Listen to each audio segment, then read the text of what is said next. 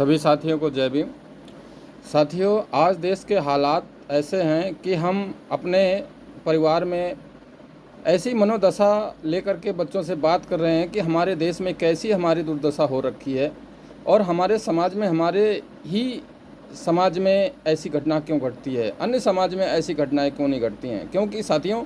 हमारा जो स्वाभिमान है वो बहुत ही नीचे लेवल में चला गया है। हमारा जो स्वाभिमान है वो हम उसे समझते ही नहीं हैं, उसे मानते ही नहीं हैं, जानते ही नहीं हैं कि हम क्या कर सकते हैं। साथियों, हम अपने आप को इतना छोटा मान लेते हैं, इतना कमज़ोर मान लेते हैं कि हम तो ऐसे हैं, हम तो वैसे, हम तो छोटी जात से हैं। साथियों, हम अपने अगर स्वाभिमान को ऊंचा उठाएं, अगर हम अपने स्वाभिमान को कुछ ऐसा समझें कि हमारा कोई कुछ नहीं कर सकता और हम हर जगह अपनी जवाब को अच्छे से प्रेजेंट कर सकते हैं, अपने जवाब को 100% उसको दे सकते हैं, अपने जवाब को एक अच्छे वे में दे सकते हैं, तो हम हर जगह साथियों उनका जवाब दे सकते हैं। लेकिन हम हमेशा ये सोचते हैं कि यार हम अगर कुछ कहेंगे तो हमारी इनसे दोस्ती टूट जाएगी, हम अगर कहेंगे तो हमारे काम नहीं बनेंगे। साथियों, अगर ऐसी मानसिकता हम रखेंगे तो साथियों कभी भी हम स्वतंत्र होकर नहीं जी पाएंगे, कभी भी हम अपने आप को एक आज़ाद ज़िंदगी में नहीं जी पाएंगे, हमेशा दूसरों के गुलामी की तरह जी पाएंगे, हमेशा दूसरों के साथ रहने के लिए अपने आप को मजबूर करेंगे कि हमारे बिना, इनके बिना हमारा काम ही नहीं चलेगा। तो साथियों, मैं उन लोगों से कहना चाहता हूं जो हमेशा दूसरों के साथ, उन लोगों के साथ रहते हैं जो उनको समझते ही नहीं हैं, उनको किसी लायक नहीं समझते, उनको यूज करने की कोशिश करते हैं और उनको अपने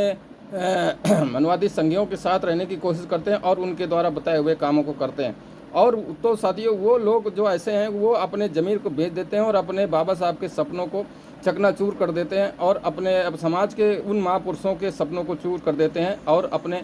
समाज के, अपने बुजुर्गों के सपनों को चूर कर देते हैं, अपने स्वाभिमान को चकनाचूर कर देते हैं और ऐसी ज़िंदगी जीते हैं। वो साथियों सोचते तो हैं कि हम स्वतंत्र हैं और हमारी दोस्ती है और हमारी यारी, हमारे अच्छे से हमें लोग चाहते हैं, संपन्न हैं हम। लेकिन साथियों, वो लोग हैं ज़रूर, लेकिन उनका है वजूद कुछ नहीं है, उनका कुछ अपना कोई एक महत्व नहीं है। वो सिर्फ़ और सिर्फ उन्हें यूज करते हैं और उनसे हमेशा एक तरह से पीछे चलने वाले लोग होते हैं।